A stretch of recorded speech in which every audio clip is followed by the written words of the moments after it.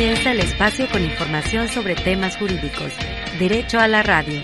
Con el análisis, la voz y el enfoque de especialistas en el derecho, la aplicación de la justicia y el respeto a los derechos humanos.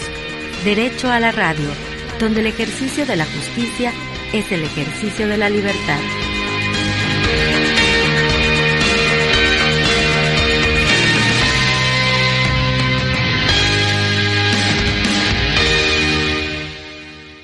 Muy buenas tardes, tengan todas y todos ustedes, sean bienvenidos a este espacio radiofónico Derecho a la Radio, su programa favorito que se transmite todos los miércoles en punto a las 19 horas y lo hacemos desde la cabina de radio de la Universidad de Colima a través de la frecuencia modulada 94.9, pero también lo hacemos a través de las redes sociales de la Facultad de Derecho y de esta estación Universo. Y bueno, como en cada programa se encuentra aquí en cabina con nosotros nuestra amiga Bárbara Mancera. Hola Bárbara, buena tarde. Hola, no, qué gusto saludarte a ti y a nuestra amable audiencia. También hay que recordarles que pueden sintonizar la retransmisión de este programa el sábado en punto de las 13 horas, en donde también en esta estación 94.9 de Universo Universidad de Colima.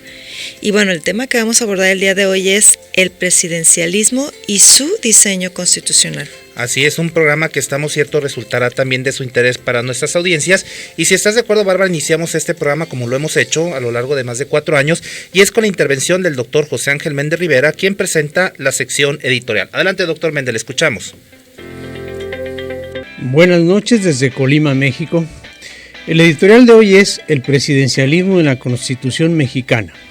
El presidencialismo que ha caracterizado al sistema político mexicano en la Constitución que rige desde 1917, que incluye la etapa de gobierno de partido hegemónico hasta la aparición de los gobiernos divididos con la alternancia misma que ha vuelto al partido hegemónico. Sin embargo, según el constitucionalista Jorge Carpizo, en este presidencialismo, particularmente en el de partido hegemónico, predomina el poder ejecutivo, debilitando los pesos y contrapesos de régimen político en los otros poderes y en los otros niveles o ámbitos de gobierno, más en el caso del partido del presidente, que tiene mayoría en el Congreso y faculta al presidente para proponer ante el Congreso a los ministros de la Suprema Corte de Justicia, cuando en otros regímenes la propuesta de ministros corresponde a la sociedad civil. Dentro de las facultades constitucionales del titular del Poder Ejecutivo Federal en el presidencialismo mexicano están las de ser el jefe de la administración pública y gobierno como Poder Ejecutivo, y como jefe de Estado la de personalizar al Estado en el ambiente internacional, teniendo las siguientes facultades: nombrar y remover libremente a los miembros de su gabinete técnico en las diversas ramas de la administración pública, ejercer como comandante supremo de las Fuerzas Armadas, celebrar tratados internacionales en diversas materias y realizar negociaciones diplomáticas en el contexto del orden mundial, proponer, promulgar y ejecutar las leyes que expide el Congreso de la Unión en diversas áreas de la vida pública, habilitar toda clase de puertos y establecer aduanas marítimas y fronterizas, entre otras. Algunos constitucionalistas han señalado que ante el enorme poder de un presidente de la República y la complejidad de relaciones con los otros poderes y niveles de gobierno y con las otras naciones, más las extensas facultades administrativas que incluyen lo militar y policíaco, se requiere de expertismo en políticas públicas, lo que hace necesario diseñar un perfil constitucional de experiencia administrativa y de experiencia legislativa para los candidatos o candidatas a la presidencia, como se exige un perfil constitucional para los ministros o ministras de la Corte, considerando que es el Congreso quien ostenta la verdadera representación popular como contrapeso al Poder Ejecutivo. ¿Y usted qué opina? Muchas gracias por su atención. Agradecemos al doctor José Ángel Méndez Rivera por la lectura de este editorial. Y bueno, para quien recién sintoniza esta transmisión, les compartimos que abordamos un tema muy interesante y de relevancia nacional, como es el caso del presidencialismo y su diseño constitucional. Este tema es muy interesante, Bárbara, porque evidentemente en muchos de los temas coyunturales que están aconteciendo en el país, se habla justamente de este tema del presidencialismo, si estamos volviendo al presidencialismo de hace algunas décadas o incluso ya seguimos contando con un hiperpresidencialismo.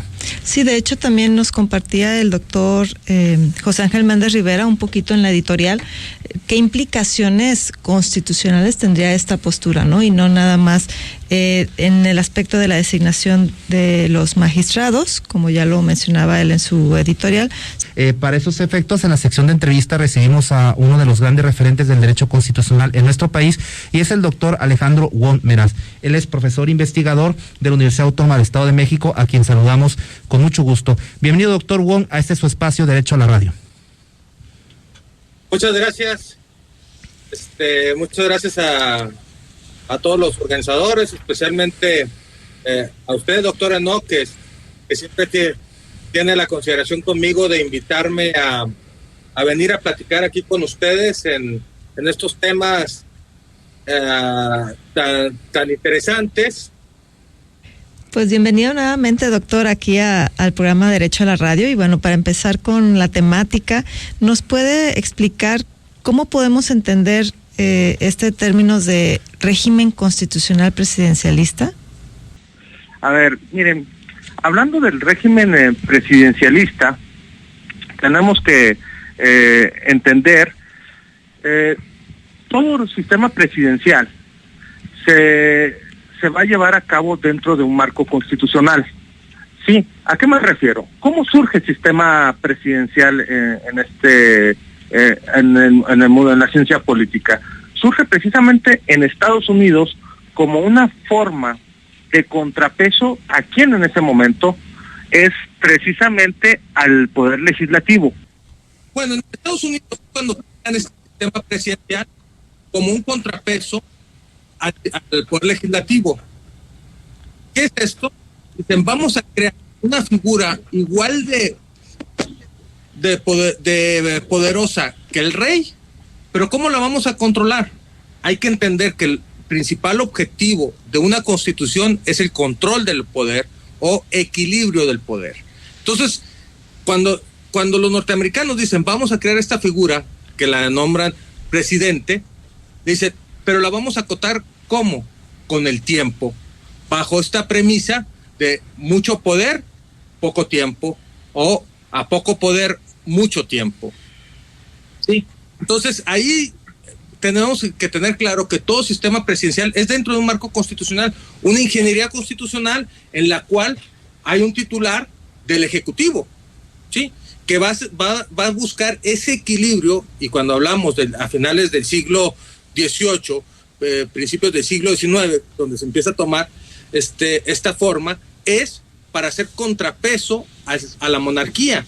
Por tal motivo, al Parlamento. Entonces, en Europa se dan los sistemas parlamentarios, y en América, siguiendo la cuestión que se estaba dando en Estados Unidos, vamos a adoptar el sistema presidencial. Entonces, vamos a tener dos formas, que es el sistema parlamentario, principalmente en Europa, y el sistema presidencial en América. Y todo esto bajo un diseño constitucional que busca el control del poder o el equilibrio del poder. Ahora, doctor, en los últimos 2 minutos que nos resta para acabar este primer bloque, nos gustaría preguntarle, ¿puede haber entonces tipos diferenciados de presidencialismo?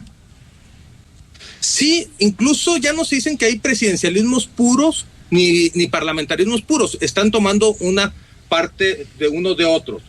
Y hay sistemas presidenciales, semipresidenciales, como se pueden llamar, o por ejemplo, lo que en su momento hace alrededor de unos 20 años fue algo muy novedoso de Giovanni Sartori, planteando el presidencialismo intermitente, ¿sí? En esa idea que empresaba el presidente, y cuando hubiera bloqueo entre el Congreso y el presidente, entrara este presidencialismo intermitente, en la cual surgiera a través del parlamentario. Se ha discutido mucho si en América pudieran funcionar estos tipos de formas, e incluso algo más novedoso, desde Juan Lins y Valenzuela, el propio Diego Balaez, han planteado una forma de un gobierno de gabinete, donde existe un jefe de gabinete y es el que lleva el costo político, a diferencia de que lo pueda tener el presidente de la República. Bueno, doctor, ¿cómo funciona administrativa y políticamente en el presidencialismo la dualidad unipersonal de jefe de Estado y de jefe de gobierno?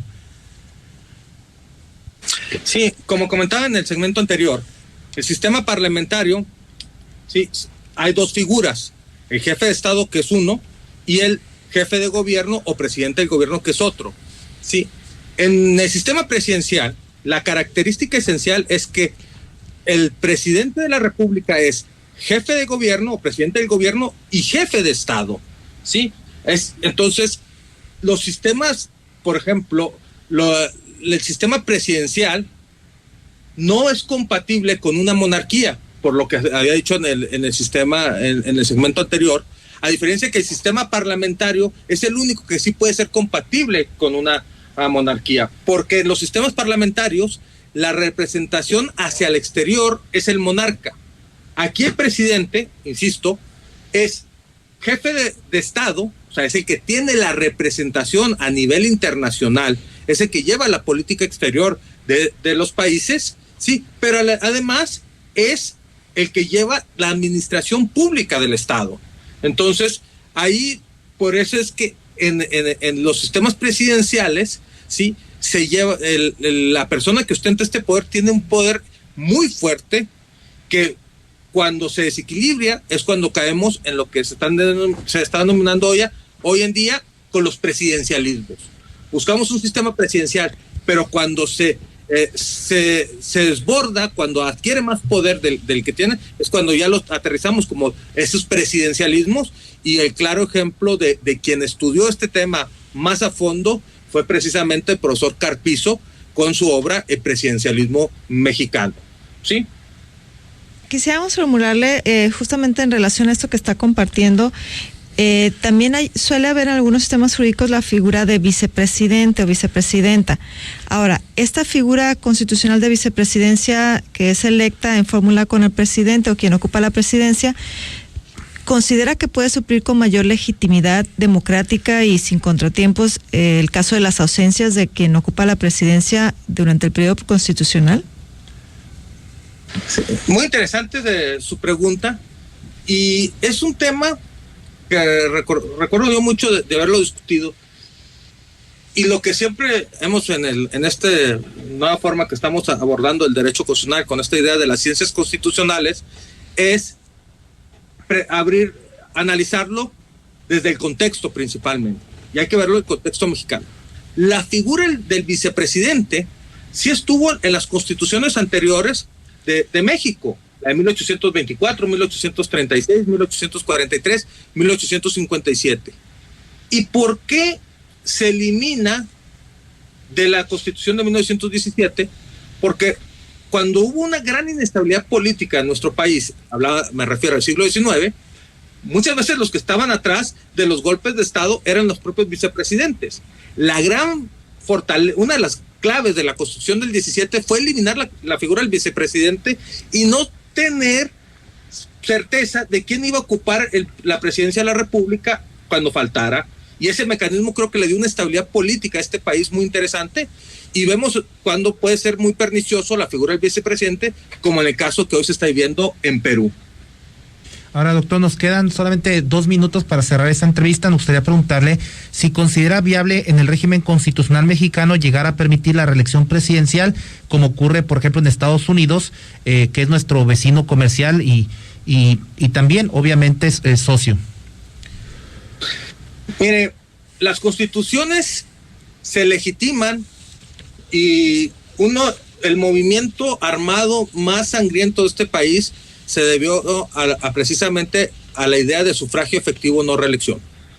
Y restablecer la reelección considero que iría en contra del proyecto que buscaba la Constitución de 1917, entre eso los derechos sociales, pero en la cuestión política la no reelección. Precisamente por eso se hace la reforma constitucional y se le amplía el periodo del presidente de 4 a 6 años, para que no existiera esa tentación del titular del Ejecutivo quererse reelegir. Yo creo que sería muy erróneo establecer la reelección en este país, así como la figura del vicepresidente. Sí, creo yo que las instituciones deben de funcionar y deben de funcionar para lo que fueron diseñadas, no hacerle modificaciones de moda por lo que se está viviendo en otros lugares.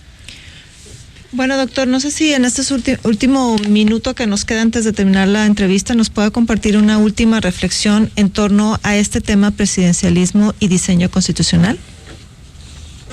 Sí, mire, la figura del presidente es la figura, esa es la gran discusión, por ejemplo, de quién es el más legitimado para ostentar la representación del país. Si el Congreso, si el presidente, o hay incluso que quieren meter a la palestra los ministros. Yo creo que todos tienen una función y lo que busca el derecho constitucional es el equilibrio. Desde el momento en que se rompa el equilibrio, y esto puede ser por parte del presidente de la República o por parte de los legisladores, o lo que también puede suceder y que es igual de grave por parte de la Corte, todo diseño constitucional va a entrar en una crisis y la crisis constitucional va a ocasionar una crisis política que puede llevar a una inestabilidad política muy grande en este país. Por eso la Constitución lo que busca es el equilibrio de poder, donde todos desempeñen sus funciones de acuerdo al marco constitucional. Y con esta última reflexión cerramos esta entrevista. Le agradecemos nuevamente que nos haya acompañado en el programa al doctor Alejandro Wong Meraz. Recordemos, él es profesor investigador de la Universidad Autónoma del Estado de México. Gracias, doctor. Muchas gracias. Derecho a la radio, donde el ejercicio de la justicia es el ejercicio de la libertad. Continuamos en breve.